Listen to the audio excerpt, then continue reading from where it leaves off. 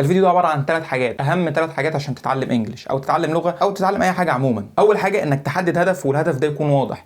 فكره انت بتعمل ايه في حياتك؟ انا بتعلم انجلش.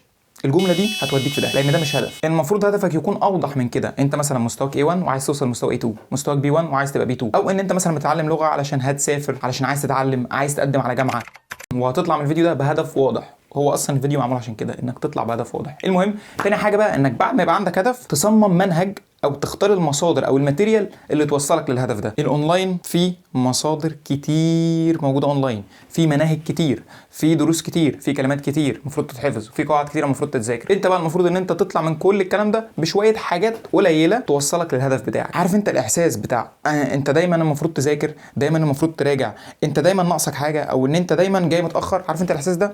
لما يبقى عندك هدف مش هيبقى عندك الاحساس ده خالص، هتتخلص من الاحساس ده لانك بتذاكر الحاجات اللي توصلك لهدفك. مالكش انت بقى دعوه بالمناهج الكتير الموجوده او المستوى او في الغالب اصلا اي منهج بيتصمم مش هيبقى ليك، لان الراجل اللي بيصممه هو بيصممه لحد معين. يعني هو في دماغه مثلا شخص معين بيصممه له، او مصمم وخلاص، يعني مصمم للعامه اللي هو انت فاهم هيفيد الكل، وانت مش محتاج ان انت تذاكر كل الماتيريال اللي موجوده اونلاين عشان تتعلم ازاي تتكلم. بقول لك تالت حاجه ان انت تعرف مستواك فين في اللغه بالظبط، وازاي تعدي وتروح للمستوى اللي بعده. انا هحكي لك القصه بتاعتي اللي هي هتبقى في الغالب قصص ناس كتير، او هتبقى القصه برضه دي بتاعتك لو انت مركزتش في الفيديو ده. اول سنه قعدت فيها اتعلم انجلش كنت مجتهد، كنت خلصت المستوى الاول زي امريكان، وخلصت المستوى الثاني زي امريكان برضه، واي حاجه الاقيها قدامي لها علاقه بالانجلش اذاكرها. كان بقى اهم مثلا 500 كلمه، قواعد، ملخص للازمنه، مش عارف ايديومز هتساعدك انك مش عارف تتكلم بطلاقه، واذاكر وراجع واذاكر وراجع. ودي اغبى حاجه انت ممكن تعملها لو عايز تتعلم. وكل شويه الاقي نفسي لا عارف اتكلم، ولما بسمع انجلش ما بفهمش، انا بعيد، الاقي نفسي بعيد برضه، فارجع بقى اذاكر تاني واذاكر اكتر وراجع اكتر واركز اكتر في المذاكره، واذاكر 3 و4 ساعات في اليوم، وبرضه ما اتعلمتش حاجه وما اتكلمتش انجلش. والموضوع مش بس كده، ده الفكره كمان ان انا بذاكره بنساه. يعني مثلا لو ذاكرت كلمات انساها، لو ذاكرت قواعد عايز اراجعها. هو اللوب او دايره المذاكره دي مش هتخلص. يعني انا هوصل امتى للهدف اللي هو انا اتكلم انجلش؟ فاهم؟ اللي هو انا قلت لك ده مش هدف اصلا، بس المهم هوصل امتى للهدف ده؟ ما بوصلش. وحاسس دايما، يعني كان جوايا دايما احساس ان انا المفروض اذاكر اكتر. يعني عارف انت، لا في مناهج كتيره، في ماتيريال كتير، فانا لازم اذاكر ولازم اراجع. فابتديت احس كده ان انا مع المذاكره دي مش هتخلص، فاهم؟ وانا مهما عملت مش هتكلم وخلاص بقى، يعني انت فاهم. ابتديت احس، عارف برضه عشان اوصف لك الاحساس بتاعي ساعتها، حاسس كده ان انا جه حد رماني في نص البحر وبيقول لي يلا عوم، وسابني ومشي.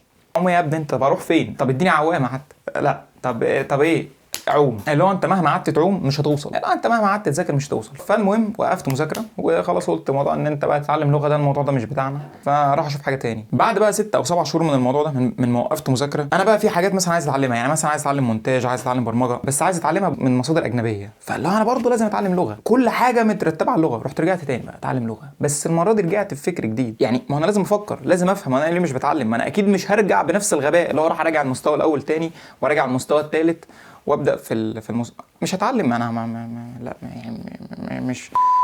فالمهم بقى قعدت كده وهديت خالص وقلت حلو، هو انا بتعلم لغه ليه؟ عشان اتكلم فيه بالظبط. ما انا عايزين بقى حاجه اوضح من كده. عايز اتكلم عن نفسي. اول حاجه طبعا عايز اعبر عن نفسي، عايز اقدم معلومات بسيطه عني، اللي هو مثلا انا مين، بدرس ايه، بشتغل ايه، وايه مثلا انا عايزه قدام، اهدافي.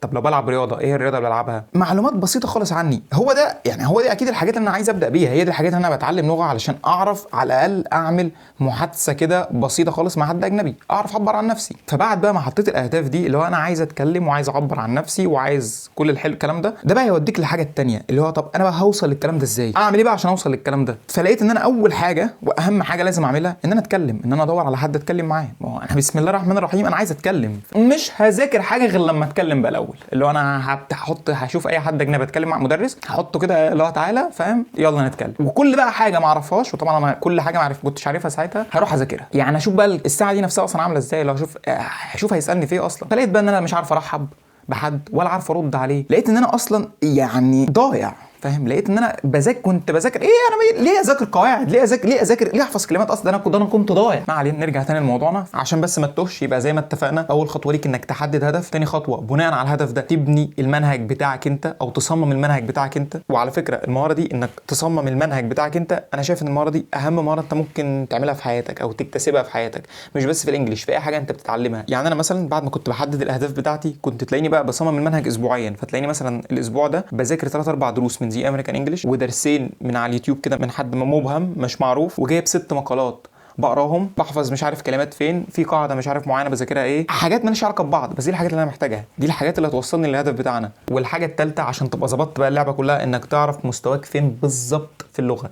ظبطت الثلاثه دول هتوصل، والله هتوصل، لان انت عرفت انت فين بالظبط، عرفت انت فين بالظبط مستواك في اللغه، وعرفت انت رايح فين هدفك، وعرفت الحاجات والادوات او المواصله اللي توصلك للهدف ده، فهتوصل. وفي خلال شهرين بالظبط، وشهرين دول قليلين جدا، من لما طبقت الكلام ده اتكلمت حوالي 25 ساعه مع مدرسين اجانب. انا استغربت اصلا لما لقيت مستواي اتطور كده بسرعه كده، اللي انا كنت بقعد بتكلم مثلا بالساعه في مواضيع صعبه مش مواضيع سهله، وبقى مرتاح، يعني مرتاح وانا بتكلم، اللي هو انا بعبر عن نفسي وانا مرتاح. طيب المفروض تعمل ايه؟ المفروض يا باشا ان انت توقف الفيديو وتجيب ورقه وقلم وتكتب ايه اهدافك على قد ما تقدر. حاول الاهداف دي تبقى واضحه، ويفضل انها يبقى هدف واحد بس، يعني يمشي واحده واحده. حط هدف واضح، ولو مش عارف تحط هدف ليك هقول لك ازاي تحط هدف دلوقتي. بس المهم لو انت عندك اهداف او عندك هدف، خلي الهدف ده يبقى واضح قدامك، وابتدي بقى شوف، افتح بقى اليوتيوب، افتح جوجل، وشوف الحاجات اللي انت محتاج تذاكرها عشان توصل للحاجه دي، وصمم منهج وذاكر الكلام ده لمده اسبوع، وتعالى اخر الاسبوع شوف انت عملت ايه، رحت فين، ايه الحاجات اللي جابت معاك نتيجه، ايه الحاجات اللي ما جابتش معاك نتيجه، وعدل واشتغل وتعلم. باقي بقى الفيديو ده لمين؟ لثلاث اشخاص. اول واحد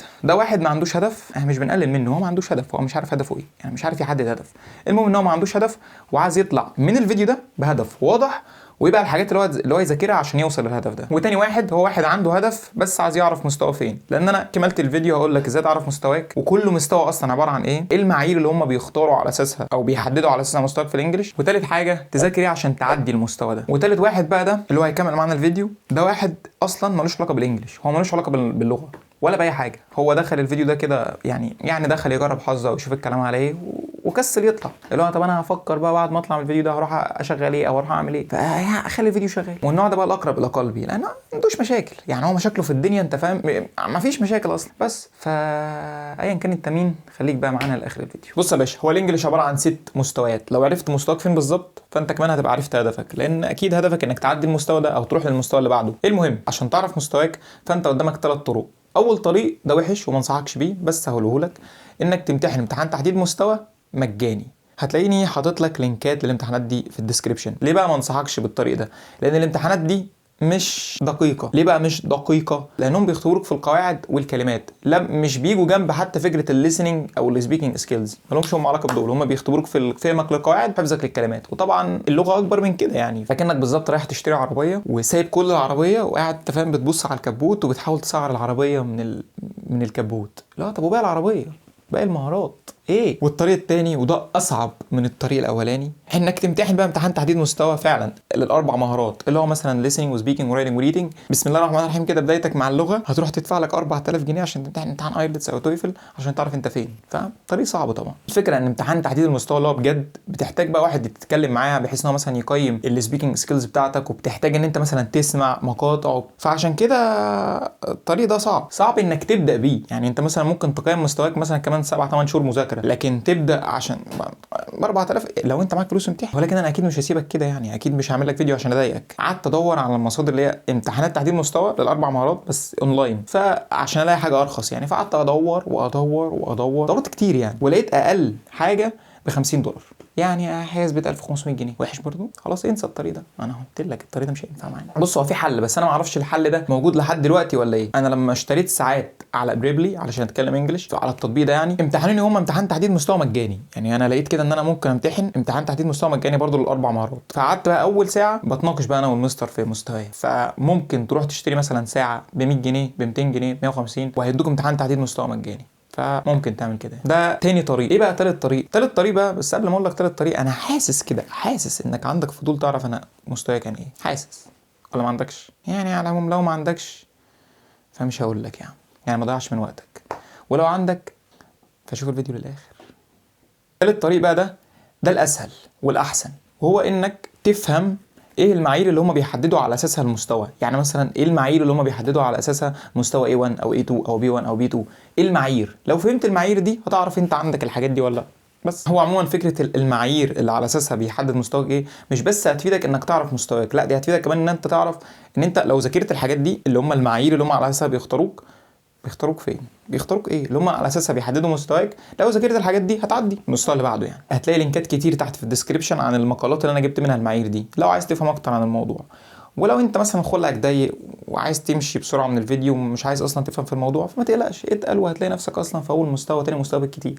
ايه في برضه حاجه تاخد بالك منها وانت بتحط خطه مذاكرتك، ان انت ممكن يبقى مثلا مستواك B2 في مهاره معينه و A1 في مهاره. يعني ممكن مثلا تبقى B2 في الليسننج بتسمع كويس، و A1 في الكتابه. انا كده على فكره ما بعرفش اكتب. فالموضوع ده بقى تاخد بالك منه وانت بتحط خطه مثلا بتاعه المذاكره، اللي هو انت مثلا تركز على انهي مهاره بالظبط، ايه المهاره اللي ضايعه عندك فتركز عليها، او ايه المهاره اللي ضايعه عندك فتسيبها وتروح تركز في اللي انت اصلا قوي فيهم زي. فخلينا بقى نبدا بالمستوى الاول A1. مين هو بقى اللي مستواه A1؟ يعني ايه اصلا مستوى A1؟ هو ده المستوى اللي انت بتكون قادر تعبر عن نفسك بجمل بسيطه، قادر تقول انت مين، ساكن فين، بتدرس ايه، قادر تسال وتجاوب، اللي هو تقدر مثلا ترحب بحد، تقدر مثلا تسال ازاي تروح كافيه مطعم، لو قعدت مثلا في كافيه تقدر تطلب، عارف انت لا بتمشي نفسك. وفي الغالب كل اللي بيتفرج على الفيديو ده مش هيبقى في المستوى ده، لان انت مثلا لو قعدت شهر شهرين بتخبط في اللغه، يعني ذاكرت كام قاعده على حفظت كام كلمه، مش هتبقى في المستوى ده، هتبقى في المستوى اللي بعده. اغلبنا هنبقى في المستوى اللي بعده. علشان تعدي المستوى الاول في جامعه كامبريدج او امتحان كامبريدج، ففي احصائيه كده معموله، يعني احصائيه فاهم، رقم تقريبي، انك محتاج تذاكر حوالي 100 ساعه ويكون عندك حصيله كلمات حوالي 700 كلمه. عموما لو انت في المستوى ده تذاكر ايه علشان تعدي المستوى ده؟ اول حاجه شوف المقالات اللي تحت عشان تعرف اكتر عن المعايير بتاعه المستوى ده وتعرف انت هتذاكر ايه، تفهم اكتر عن الموضوع وابدا منها. بس عموما يعني اتعلم ازاي تعبر عن نفسك، ازاي تقول رايك. مش لازم تقول رايك مثلا لو انت تقول رايك مثلا في المشاكل الاقتصاديه او المشاكل السياسيه بتاعه بلدك، او رايك مثلا في الدولار اللي شغال بيزيد ده، مش لا، رايك في حاجه بسيطه، فاهم، اي حاجه يعني، فاهم. That's good, that's not good, that's it. كلمتين، جملة بسيطة، يعني انت مش لازم تبني مقال عشان تقول رأيك. ولو انت برضو في المستوى ده ومش عارف تذاكر ايه، برضو مش عارف تختار ايه بالظبط تذاكره، ممكن تبدأ بابليكيشنز. يعني ممكن تستخدم الابليكيشنز وتذاكر منها، لان الابليكيشنز هتعلمك بطرق ممتعة وفي نفس الوقت فعالة، والاهم من كده انها تشغل معاك الاربع مهارات. فممكن تبدا بابليكيشنز لحد بقى لما تزق نفسك شويه. ولكن زي ما قلت لك، بالرغم ان انا عارف ان انت حاسس ان انت في A1، بس لا، انت مش في A1، انت في A2. المستوى اللي جاي ده مستواك. اصل هو مستوى A1 و A2 الاثنين اصلا قريبين من بعض. يعني A1 ده عارف انت لا واحد انت فاهم بيقول بسم الله الرحمن الرحيم، لكن A2 بقى ده هو ده المستوانا اصلا، هو ده اللي احنا كلنا فيه وعطلانين فيه، مش عارفين اصلا نروح للي بعده. يعني احنا كلنا موجودين فيه. ايه بقى المعايير اللي بتحدد مستوى A2؟ عايزك بقى تتخيل معايا ان شيلتك فاهم زي ما انت كده ورحت رميتك في دوله اجنبيه، يلا بقى يا باشا عيش. المفروض بقى انك هتعيش في الدوله دي وهتستقر مثلا فيها لمده سنه سنتين. اي حاجه بقى هتيجي في دماغك المفروض تتعلمها علشان تبتدي تعيش، الحاجات اللي تخليك تنجو في الدوله دي، هي دي الحاجات بتاعه المستوى A2، هي دي الحاجات بتاعه المستوى الثاني. وعشان كده بيسموا المستوى ده Survival English، اللغه اللي تساعدك تعيش او تنجو في المكان ده. زي مثلا انك تتعلم ازاي تشتري اكل، ازاي تحاسب حد، ازاي مثلا تركب مواصلات عامه، ازاي تأجر شقة، ازاي تسأل على مكان انت عايز تروحه.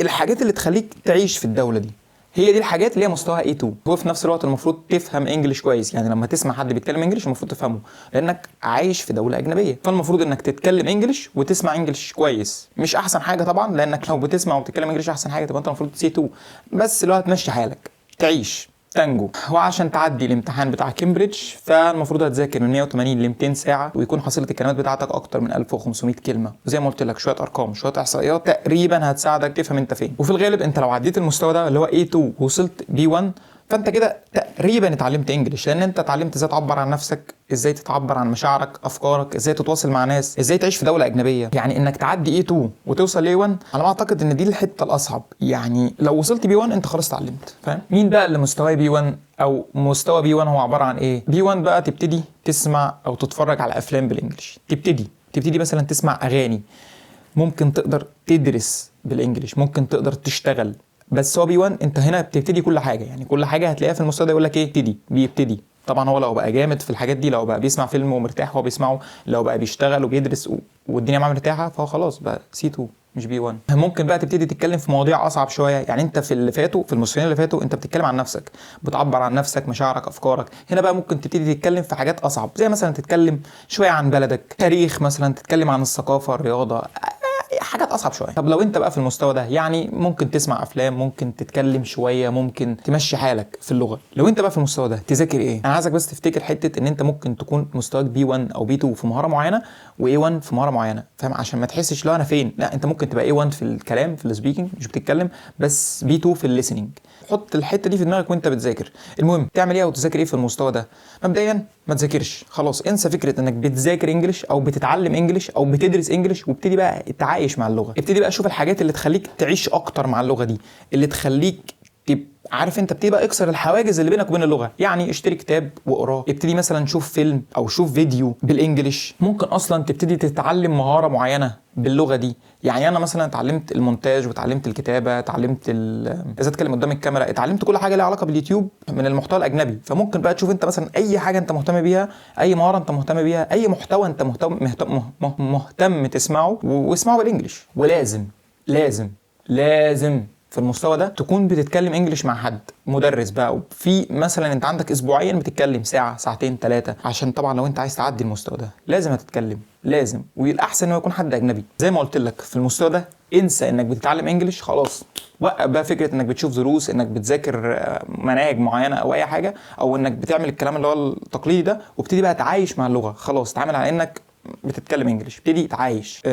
لما امتحنت امتحان تحديد مستوى على بريبلي، لما ابتديت اتكلم انجلش كنت بي 1. يعني ساعتها كنت بي 1، كان من حوالي سنه. ومن ساعتها وانا ما بذاكرش انجلش، يعني وقفت اي نوع من انواع المذاكره انا كنت بذاكرها، وابتديت بقى اتكلم انجلش. ابتديت اسمع بودكاست، ابتديت اسمع محتوى كتير بالانجلش. انا تقريبا مثلا ما بسمعش اي محتوى عربي خالص غير المحتوى اللي له علاقه بالدين، اللي هو ما ينفعش اسمعه بالانجلش. غير كده اي حاجه انا عايز اعلمها بسمعها بالانجلش. بي 2 او المستوى الرابع. تعمل ايه في المستوى ده؟ في المستوى ده يا باشا هتبتدي تشوف مدرس بروفيشنال او حد بروفيشنال، تقعد بقى تتكلم مثلا مع لمده اسبوع. وبعد بقى ما تتكلموا شويه يبتدي بقى المدرس ده يقول لك انت عندك مثلا مشكله في القاعده دي، عندك مشكله مثلا في النطق في الحته دي، انت عندك حصيله كلمات قليله شويه في الموضوع ده. اللي هو المدرس ده او الحد ده او الشخص ده دوره ان هو بيكتشف المشاكل اللي عندك، وتبتدي بقى تشتغل على المشاكل دي بالظبط. المستوى ده لازم هتحتاج حد يوجهك او يرشدك، ولازم يكون فاهم علشان فعلا مستواك يتطور. هتقول لي طب ما انا ممكن ادور على المشاكل بتاعتي واكتشفها. لو انت اكتشفت المشاكل بتاعتك تبقى انت لسه بي 1.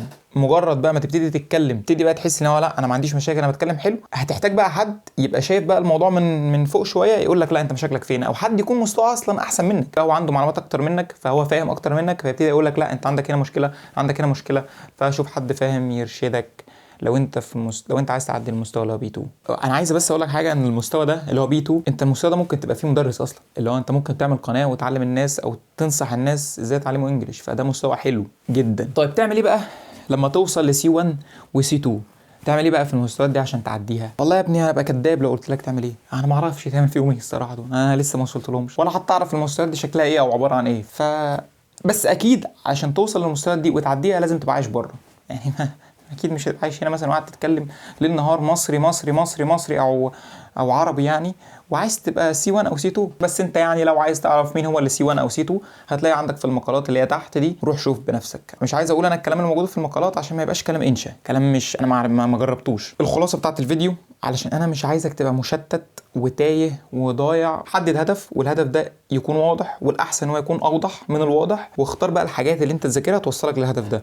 اختار الدروس اللي تفيدك. وعلى فكره انت هنا مثلا مش بتبقى مقصر لما ما تذاكرش الدروس الثانيه، لا هو انت لو سالت المدرس اللي مصمم المنهج الكبير ده اذاكر ايه هيقول لك دروس معينه تذاكرها. هو مصمم المنهج ده لكذا حد. ليه؟ لان الحاجات اللي انا عايز اذاكرها غير الحاجات اللي انت عايز تذاكرها. يعني انت مثلا مستواك A1، اكيد الحاجات اللي انت تبقى عايز تذاكرها او محتاج تذاكرها غير اللي انا محتاج اذاكرها، حتى لو الدروس كلها اللي احنا هنتم نذاكرها في المستوى الاول بالنسبه للمدرس اللي هو مصممه. انت فاهمني يا اسطى ولا مش فاهمني؟ ولا انت اصلا دماغك ايه؟ ولا انت بتعمل ايه؟ احنا كلنا بنبدا من حتت مختلفه، بس هو هدفنا واحد ان احنا نتعلم انجليش، بس بنبدا من مناطق مختلفه. وانا ما اعتقد ان انت لو قاعد لحد دلوقتي هتكون عرفت مستواك فين. فيعني اهو لو ما عندكش هدف خلي بقى هدفك انك تعدي المستوى ده. ولو هدفك انك تطور مهاره السبيكنج بتاعتك ومش عارف تذاكر ايه بالظبط او تبدا منين، فهتلاقي في فيديو هنا ممكن تبدا منه. بس اشوفك الفيديو الجاي. سلام.